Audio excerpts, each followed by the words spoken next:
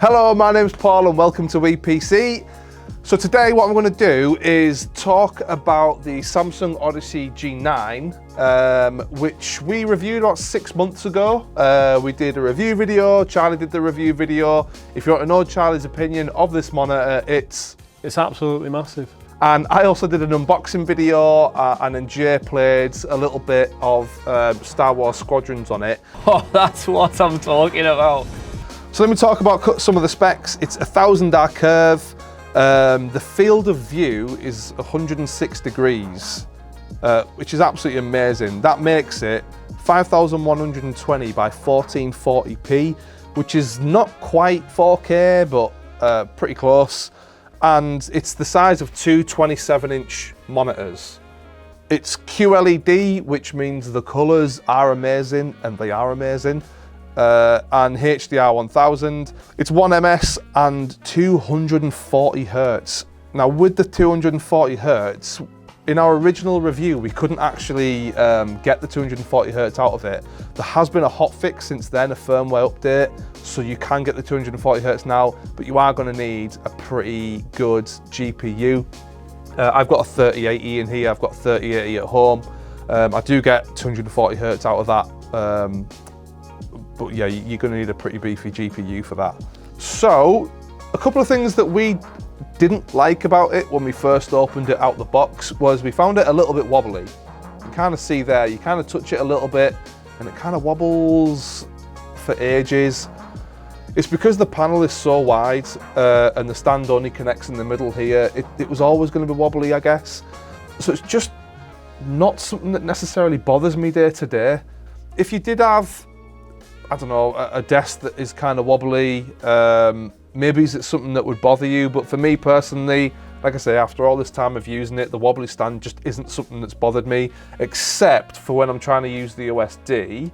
Like, it does kind of wobble when you're using the OSD, but you know what? The only time I use the OSD is when I'm going in the game settings, and I don't really do that very much, to be honest. I'm in kind of two minds about the RGB on the back.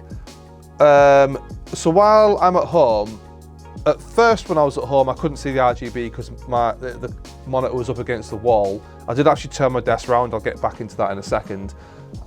If you can see the RGB on the back, it looks quite cool.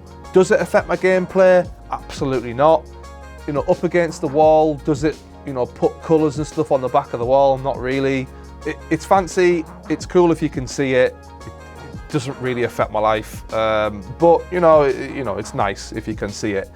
So the monitor, it does have a 1000R curve, which is pretty unique to this monitor, or a monitor of this size. The other monitors that I've seen of this size have always been 1800, which are kind of curved, but nowhere near as curved as this.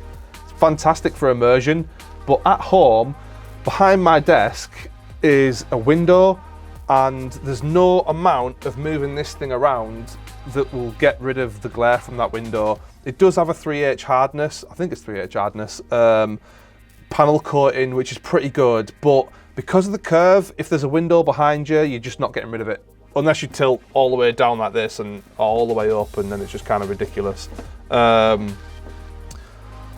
what I did was I changed my desk around so that the window would be kind of in front of me over there.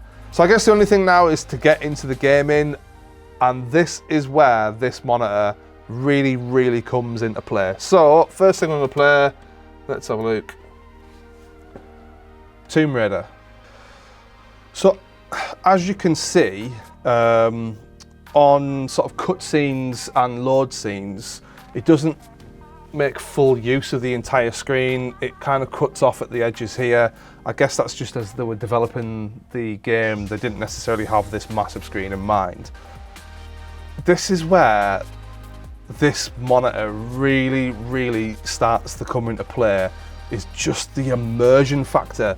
Because it's 1000R, the curvature, your peripheral vision goes all the way to the edges here. There's a little bit more, obviously, but it just looks amazing. I just wish if it had been like, imagine if it was just a couple of inches taller here, you could see the sky and stuff. It'd be so good, you know, that there, but when you're looking down here, it'd be great.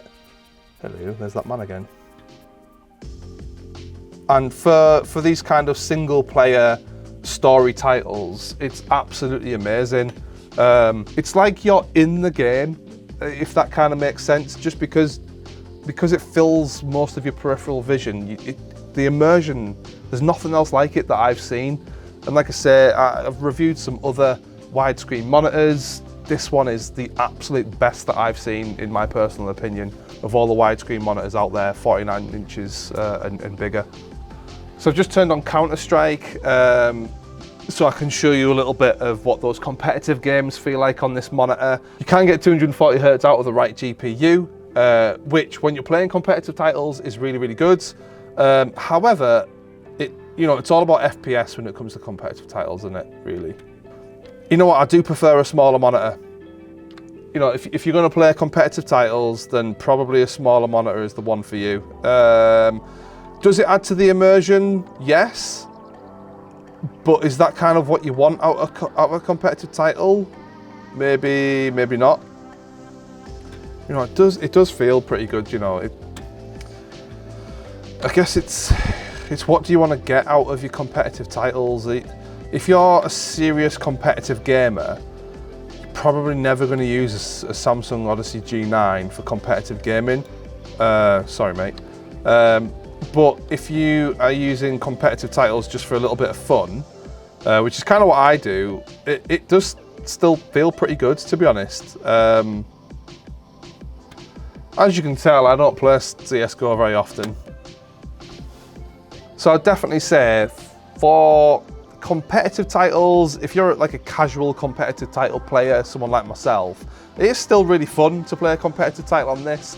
However, if you want to take it a little bit more seriously, you're probably never going to use a 49-inch monitor. No matter if it's got 240 Hz or 360 Hz or whatever, you're going to use a smaller monitor where you can get a higher refresh rate and stuff like that. If you're playing those single player, sort of more story-based titles, something like Tomb Raider, Witcher, it's brilliant. It really, really is good.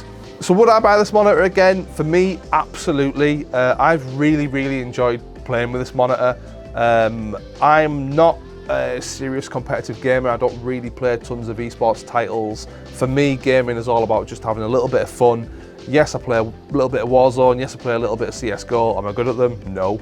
I also play some AAA sort of story-based first-person titles. I've loved playing this monitor on those titles. I would absolutely buy it again. I still think that this monitor is an absolute must if you want the most immersive gameplay possible. If you're doing a lot of gaming, buy it. It's absolutely amazing. I'd buy it again, definitely. So thank you for watching the video. Please subscribe if you've not subscribed already. Actually, not that many views coming from our subscribers. What we want to do is try and get more views out of our subscribers. So if you can subscribe, hit the notification bell so you never miss a video. Give this video a thumbs up if you liked it, and get in the comments. Let me know if you've had this monitor and what you thought of it. Let me know if you're thinking of buying this or if you're buying the next G9 or whatever that is. Yeah, get in the comments and sign off. Let me know what you're thinking. Thanks for watching, and I will see you in the next one.